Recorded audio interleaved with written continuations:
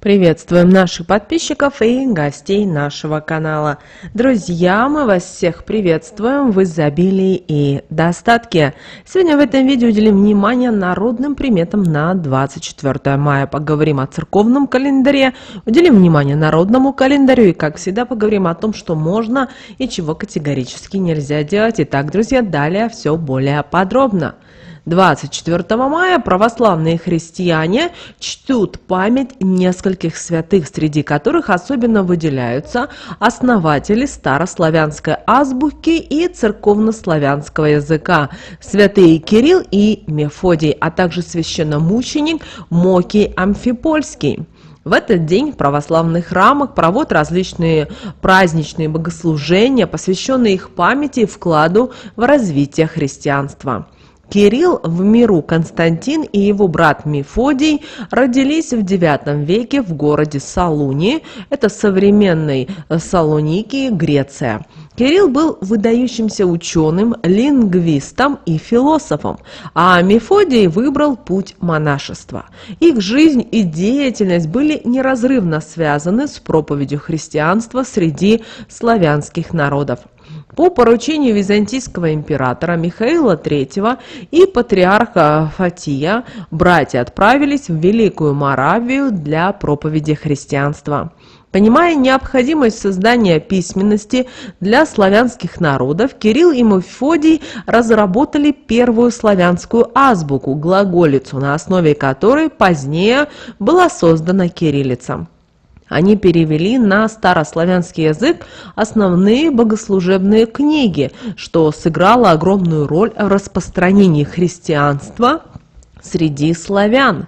В 1980 году Папа Римский Иоанн Павел II объявил святых Кирилла и Мефодия покровителями Европы, признавая их вклад в культурное и духовное развитие континента. Святой Мокий Амфипольский жил в III веке в городе Амфиполе, расположенном в Македонии. Он служил пресвитером в тяжелые времена гонений на христиан.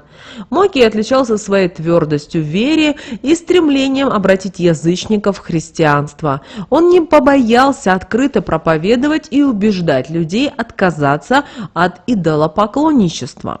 За свою проповедническую деятельность Мокий был арестован и подвергнут жестоким пыткам. Однако, несмотря на все испытания, его дух остался непокоренным. В итоге правитель города приказал обезглавить Мокия. После его мученической смерти в его честь был построен храм, где хранились его мощи, ставшие местом паломничества для многих верующих. 24 мая во всех православных храмах проходят торжественные богослужения в память святых Кирилла и Мефодия и священномученика Мокия Амфипольского. В этот день верующие собираются для совместной молитвы, чтения житий святых и размышлений о значении их подвигов. Святые Кирилл и Мефодий оставили неизгладимый след в истории христианства и славянской культуры, а их труды по созданию письменности и переводу священных текстов на родной язык стали фундаментом для духовного просвещения многих народов. Священномученик Мокий Амфипольский своей верой и стойкостью перед лицом жестоких испытаний вдохновляет верующих на следование христианским идеалам и ценностям. А вот в народном календаре 24 мая этот день назвали как День Мокия Мокрого или Макеев день. Этот праздник неразрывно связан с древними традициями и поверьями, которые передавались из поколения в поколение. В старину этот день был наполнен особым значением, включающим в себя как религиозные обряды, так и семейные традиции. В старину люди верили, что в день Мокия Мокрого не следует пересчитывать деньги и начинать новые дела. Считалось, что именно эти действия могут принести неудачу и финансовые потери. Такие суеверия были обусловлены стремлением защититься от возможных неприятностей и сохранить благополучие в семье. В этот день люди обязательно ходили в церковь, зажигали свечи и молились святым, прося у них помощи и покровительства. Святой Могий Амфипольский был особенно почитаем, поскольку считалось, что он помогает укрепить душу и веру, а также способствует семейному благополучию. Молитвы к святому Могию были направлены на защиту семьи и дома от любых бед и несчастий. Святым Кириллу и Мефодию в этот день молились о даровании знаний. Они являются покровителями детей, учеников и студентов, а также всех, кто сталкивался с трудностями в обучении и усвоении знаний. Молитвы к этим святым помогли не только в учебе, но и в обретении мудрости и просвещения. Мойки Мокрый считается семейным праздником. В этот день наши предки старались провести как можно больше времени вместе с семьей. Вечером обязательно собирались за общим столом, делились новостями, радостями, обсуждали насущные дела и планы на будущее. Такие семейные собрания укрепляли семейные узы и создавали атмосферу тепла и уюта в доме. В старину верили, что этот день наполнен особой энергетикой, которая способна влиять на судьбу и благополучие человека, поэтому следовали определенным обрядам и традициям. Считалось, что пересчет денег в этот день может привести к финансовым потерям, поэтому люди избегали любых денежных операций, чтобы не навлечь на себя беду. Запрет на начало новых дел был связан с опасением неудач. Все важные дела старались завершить заранее или отложить на другой день. Зажигали свечи в церкви и молились святым о помощи и защите. Это помогало очистить душу и укрепить веру. Вечером вся семья собиралась за одним столом, чтобы провести время вместе, поделиться событиями дня и насладиться обществом друг друга. Молитвы к Кириллу и Мефодию о помощи в учебе были особенно важны для детей и студентов. Считалось, что святые помогут лучше усваивать знания и успешно справляться с учебными заданиями. Этот день был особенным для наших предков, поскольку по нему определяли погоду на все лето и придерживались ряда традиций и обрядов.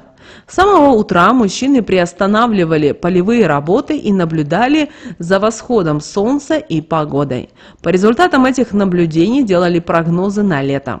В некоторых деревнях существовала традиция вывешивать во дворе тряпку. Если тряпка становилась мокрой, это предвещало дождливое лето. Но если тряпка оставалась сухой, то лето ожидалось жарким и засушливым. Считалось, что 24 мая просыпаются русалки. В Древней Руси в существование этих существ верили задолго до прихода христианства. Изначально русалок считали речными богинями, но после крещения Руси их образ изменился. Их начали воспринимать как нечисть, от которой следует держаться подальше. Особенно опасались русалок именно юноши, потому что русалки считалось, что могут утащить их в свой подводный дворец. Согласно легенде, юноши, став русалочьими супругами, быстро забывают земную жизнь, окруженные заботой и роскошью.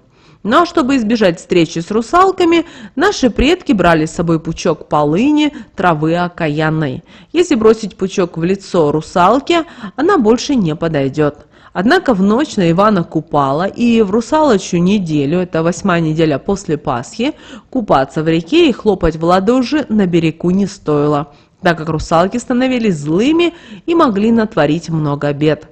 В этот день девушки не работали, а занимались плетением венков и гаданиями на будущих супругов. Венки пускали по воде, веря, что их подберут русалки и будут в них веселиться по ночам. Одной из главных традиций на Мокия Мокрого было обращение к Перуну, древнему славянскому богу грома и молний. Крестьяне верили, что Перун может как защитить их от непогоды, так и наслать бедствия, поэтому старались любым способом задобрить его. На поле выносили буханку хлеба, посыпанную солью, что символизировало уважение и подношение божеству. Хлеб ломали на куски и оставляли на земле, чтобы птицы могли его склевать. Этот жест означал просьбу о благополучии и богатом урожае. Особое внимание уделялось народным приметам, которые были связаны с погодой. Женщины вывешивали на улицу полотенца и по их состоянию определяли, каким будет лето. Знахари также играли важную роль в этот день. Они собирали дождевую воду, считая ее особенно целебной и подходящей для различных лечебных ритуалов. Считалось, что вода, собранная в день Мокия Мокрого, обладает особыми лечебными свойствами. Ею лечили от разных болезней, промывали раны и использовали в ритуалах очищения. Знахари читали заговоры над этой водой, усиливая ее целебные свойства. В этот день проводилось множество ритуалов, обрядов, которые были направлены на защиту от болезней и бедствий, привлечение удачи и здоровья. Один из ритуалов включал в себя окропление дома и двора дождевой водой. Это должно было очистить пространство от негатива и защитить от злых духов. Также женщины считали специальные слова на здоровье, любовь и благополучие семьи. Считалось, что произнесенные в этот день слова обладают особой силой. Их использовали для защиты дома и семьи, укрепления здоровья и привлечения удачи. Этот день считался подходящим и для окончания отношений. Если пара, чьи отношения исчерпали себя и не имеют будущего, то расставаться сегодня процесс пройдет мирно и безболезненно. Бывшие возлюбленные смогут остаться друзьями, сохранив уважение и добрые отношения. Начинать новые проекты сегодня не рекомендуется, потому что они могут просто-навсего закончиться неудачей. Особенно это актуально, если у вас есть незавершенные задачи. Вероятность провала таких начинаний значительно увеличивается, если старые дела остаются незакрытыми. Это время лучше посвятить завершению текущих дел и приведению в порядок уже начатых проектов. Что же касается уборки, то существует поверье, что незамужним девушкам не следует подметать в этот день, чтобы не отпугнуть потенциальных женихов от своего дома. Однако выполнение домашних обязанностей, таких как стирка, ремонт бытовых приборов, приготовление пищи, наоборот, приветствуется. Эти дела могут пройти успешно и помочь в поддержании порядка и гармонии в доме. Сегодня не стоит открывать свои чувства и делать признание в любви. Это может привести к несчастливой любви или разрыву отношений. Лучше воздержаться от откровенных разговоров и сохранить свои эмоции при себе, чтобы избежать возможных неприятностей.